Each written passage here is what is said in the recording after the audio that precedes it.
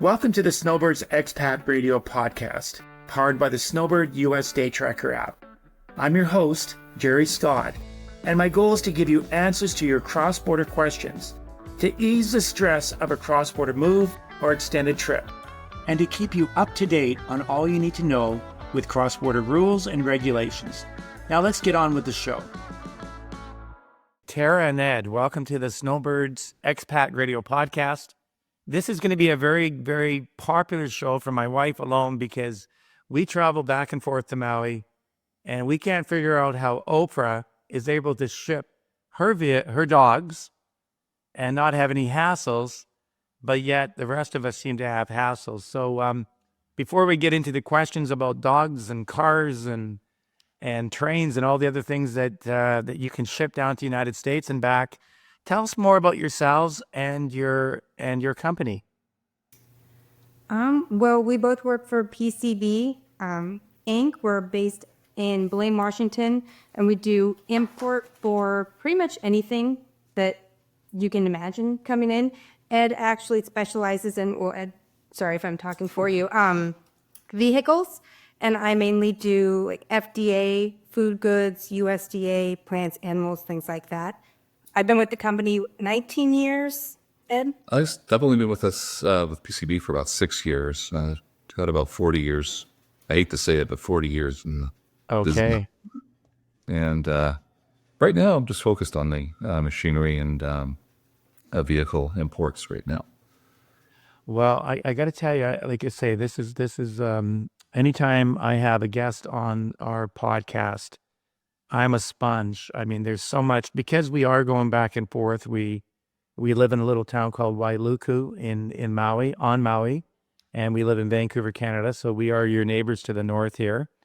And I believe this relationship has come through, you guys are involved with the Can-Am Chamber of Commerce, I believe. Are you? Probably on the Canadian side. Yeah, we have a lot of branches. What would it have covered? I'm sure that we've done a lot of work with them. Oh, okay. Somehow you got connected with Carson Hamill, who's my son-in-law, and he said, I'm always asking about shipping vehicles and dealing with pets. So we get a lot of those questions because we deal with so many people that have homes in the States and they're going back and forth. Well, tell you what, let's jump right into it. And this is the big one. Before we came on live here, I use my GPT chat, my AI tool, and I wanted to find out how was Oprah able to ship her ship her animals to Maui. And of course, if you have a private jet, you can do whatever you want. But how does the average person deal with a dog that they're trying to ship down for the winter? So the average person into Hawaii and Guam, I think it is, they have their own quarantine requirements when they go in, regardless of it being even from other U.S. states but as well as other countries, because they're coming from, I assume, Canada, right? Correct. Or another country. So that's a low or no risk country. So it would require the fairly new regulations. It kind of shifted in the last not even full year. But you would go on the CDC website, and there's actually a 2-page application that you would complete, and it gives you like a little receipt that it's been filed. You want to do that about 2 to 10 days prior to either the sailing or probably a flight, I'm thinking, coming over. And then when they go into port, you would show that receipt. That will get you basically in. As far as the very specific requirements for the quarantine in Hawaii itself, I don't have the setup for that, but there are, for things that require quarantine, I know federally, like overall, and I don't know if this applies because it could be different statewide.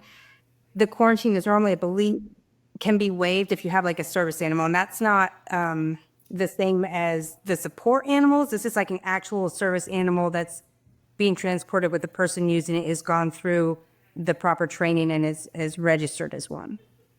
I don't remember her situation with her dogs, but yeah, you know what? When I did go online and I was reading about this, they actually say it could be 5 days or less, providing you have all the proof of rabies vaccinations, blood tests, microchip, and other health records. So I guess it really has been, it's becoming more and more common for people to just ship their animals.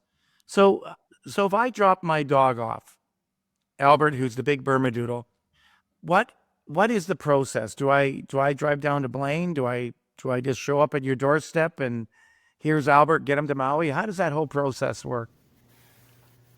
So there's different situations because you have what's viewed as like a personal report where you can do self-declarations. That's going to kind of involve whether specifically, let's focus on like a land border movement from Canada. We're northern border, so we see a lot of things coming from Canada over in the northern border, right here in Blaine, actually. If you were to drive your animal yourself, it'd be just kind of a self-declaration. If you were to hire a pet carrier, you would have to have an invoice. Unfortunately, in certain situations where, say, your dog might be of a special breed and you have to put a value on it, the value can actually determine if you're required to use a broker, in which you still have to meet the same like USDA and CDC regulations, but then you're going to have to meet also U.S. Customs regulations as far as filing an entry and who can carry it across. If you're going by like an airport, then you would definitely want to check with the airline to see after COVID and during COVID restrictions on what airlines will take what pets, and the procedures for that, like for the pre-clearance, have changed a little bit. So I don't have information specific to each airport, but you would want to call ahead of time. The same filings would have to be completed, like the CDC application and everything. And normally if it's going cargo, so there's a difference also between carry-on and cargo. So again, you'd have to check with your airline of what they allow. Cargo specifically, like you would normally drop the pet off and then arrange for the pickup once it got into, the destination port. With that, there are, and I don't know if I'm veering off too much, but if you're dealing with, say, a longer flight and it's maybe transiting other countries for whatever reason, the difference between doing like a carry-on or a self-carry pet and one that's in cargo would be if say the country that it was transiting through ended up being one that would be considered high risk. If it's a carry-on, you're then going to have to meet the regulations of an animal that's been to that country of high risk. If it's cargo, it kind of bypasses those regulations because it's not, from my understanding, being exposed to anything when it's going. So really, as a custom broker, then you take care of all the paperwork, you take care of everything. So and then just coordinate everything with the airport. Say it's WestJet or Air Canada. So that's what you do. So we would. Do we show up with the pet, or is it something that would be? So as a broker, the brokers ourselves will help you with like the filing. If you're going to be doing a clearance with U.S. Customs, we'll help you with that specific filing. If you're handling everything yourself, you can hire us. We can point you in the right direction of all the forms. Like the CDC application, you'd have to fill that out yourself, but we could show you where and how to do that, find the instructions. Freight isn't something that's automatically linked to a brokerage, but like PCB and I know a number of other brokerages offer that service in addition to. So it's kind of like a one-stop shop. You can request that we arrange everything from hookup to helping you arrange the clearance and the movement of your animal to, having it sent final destination. And it's just kind of what steps you needed assistance with. As to pretty much kind of brokers are, I'd say at least us, trying to find the best way to coordinate it either way. Like as much as you need, we should be able to kind of hit every topic. How common is it? Are people doing this more than ever before?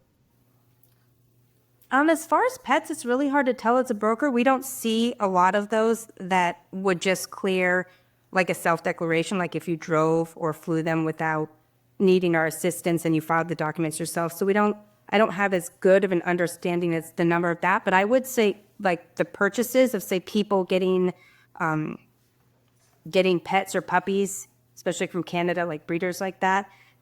It was really popular during COVID. And I want to say there have been some changes to the regulations that has kind of, personally, I would say seen like a decrease and that recently, but that doesn't mean that it won't increase. I know a lot of people got animals during COVID, kind of like a comfort thing, but that was definitely, we had a huge increase in the accounts that we saw in the animals.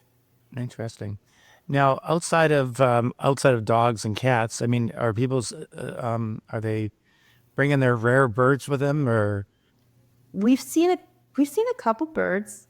I think I want to say the strangest one was courier pigeon or some type of pigeon. Yeah, was that it? So not something that is all that common, but a little bit. And those ones are more circumstantial. So say if you have birds, they're considered pets up to a certain number. So if you have one or two birds, those can come in. Of course, species is going to play a part in that. If you have something that's exotic or considered endangered, you're going to have to look at fish and wildlife regulations, regardless of whether it's your pet or not.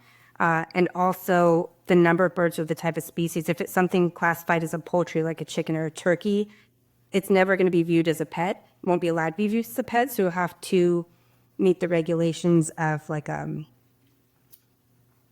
agriculture, like a farm animal coming in. And then if you have 6 birds or more, regardless of whether they're your pets or not, you're going to have to do a customs clearance. It's, I guess, too many. But something like dogs, there's no limit on the number of dogs you can bring in as long as you fill the appropriate paperwork out for each one. You know, it's interesting because obviously the number one, we're, as humans now, because we've gone through the pandemic and COVID, we started seeing quarantines and all these things. How does I guess the biggest fear is these dogs have rabies and there could be a rabies breakout and the whole works. But I mean, is there any signs that these dogs when you have your dog, you never, other than taking it to the vet when it's sick and it takes shots. I mean, what is the fear in Canada that we could have a rabies breakout? Do you hear about that at all? I don't say that I honestly do. Is that something you're... Like, I know it's very low risk and it very, very uncommon. Like, I don't know that I've even heard reports of that happening, but I guess it's just one of those things where being cautious about it, taking the precautionary approach just to avoid it so we don't have to find out, I guess. Yeah, that's interesting.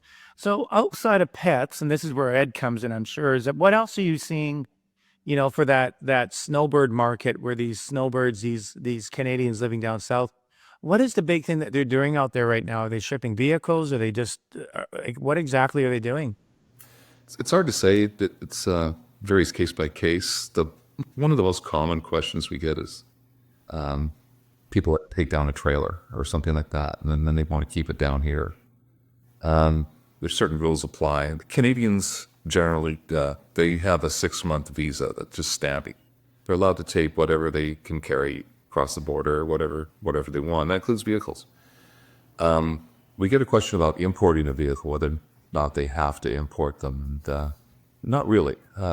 You use your trailer, use your vehicle for 6 months without worrying about too much. You might get a little bit of trouble from the state. They might want you to pay taxes or something on it, but you're visiting, so don't worry about that. One thing outside of vehicles, what we find is people trying to bring in a lot of household goods, stuff like that. And if it's with them at the time they cross the border, it's really not an issue. They can do that. But if it's separate, where we run into a problem is that in order to have the right to make entry, you have to have some type of status in the U.S. Or just owning property doesn't generally give you an immigrant status in order to file an entry. Now, there's things you can do as a property owner. We can work into get a tax ID for you under certain circumstances where we can file an entry for goods that you want to bring in. Like, let's say couches, chairs, and stuff like that. We get a lot of people that do shopping that are down in Palm Springs, and they do shopping online, and they buy a bunch of furniture from a store in Victoria. They want it shipped to them. There's steps you got to take before you do that. Big key here is having some type of immigration status, and if failing that, a tax ID works just fine. I tell people, if you have property, why don't you get a non-working social security number? It's good for opening bank accounts. It's valid. It's just not valid for employment. In other words, it's no good for collecting taxes or working. But it does give you an ID, and it does allow you to have goods consigned to you. And that it does give you, basically puts you on file with customs to do an import. And that works for vehicles. It will work for anything pretty much at all. Are you talking to more like a TIN number, tax identification number, just so when they sell their house, the same idea? TIN, yeah, it's similar. But what we can do is go on the Social Security site and look it up. If you don't have one, what we do is we try to get customs to assign a number for you. Okay. Usually it's just some property record showing that you do reside down there, and a statement that you're only going to be in the residence for 6 months at a time. And once we have that on file, then we're also good to import again. Is it quite common for like a lot of these Canadians, they have their green card, they want to come home, and maybe after yesterday's election, if you're for the Republicans or against them, there could be a little bit more activity on the borders. In fact, the first thing we saw this morning was a big article saying Canadians are coming home that have worked in Canada for years. So let's say, for example, I lived in the United States for the last 40 years. I have a green card.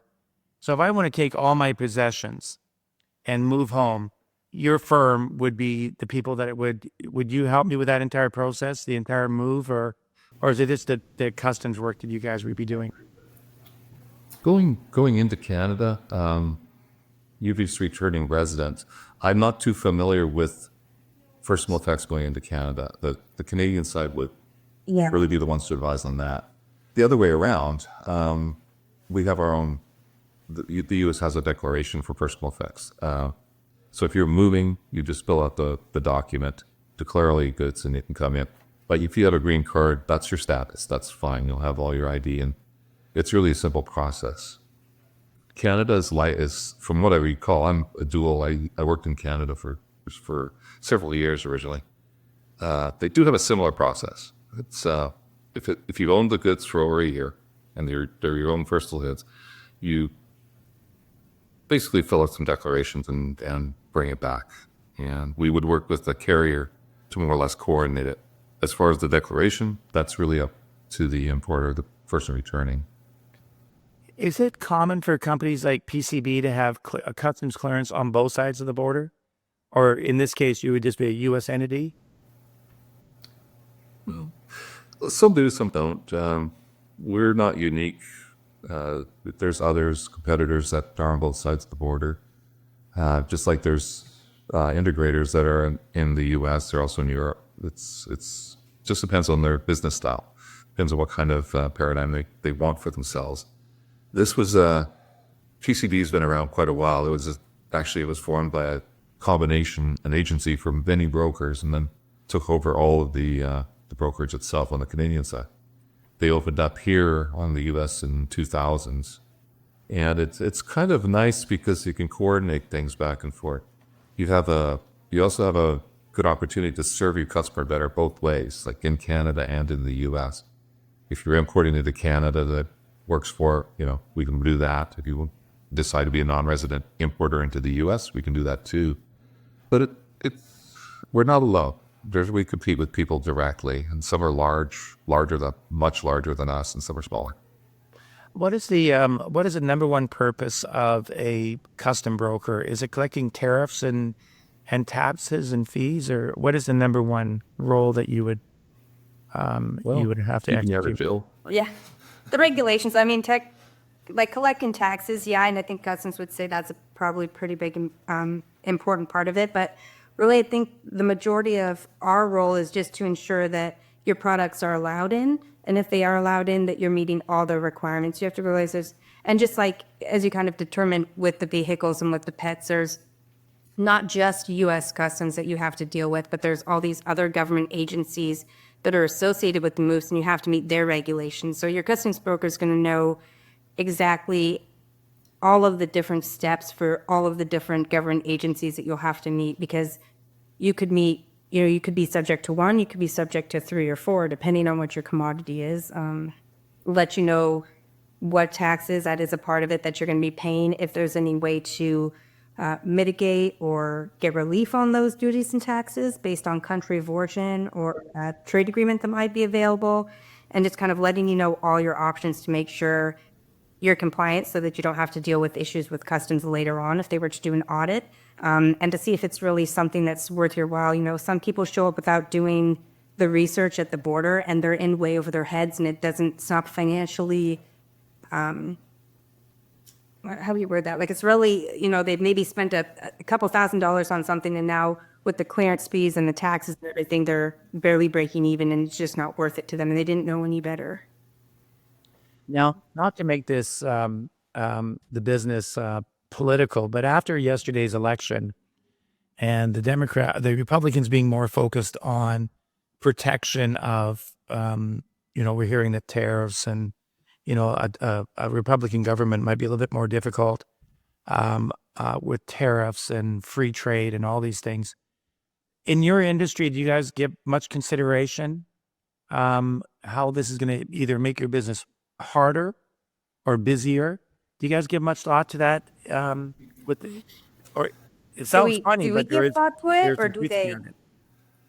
Like, do we give thought? Like, do we have an opinion on it, or Not so much opinion, but when you guys had your staff meetings, you say, listen, if it's a Democratic presidency, hey, things are going to be the same.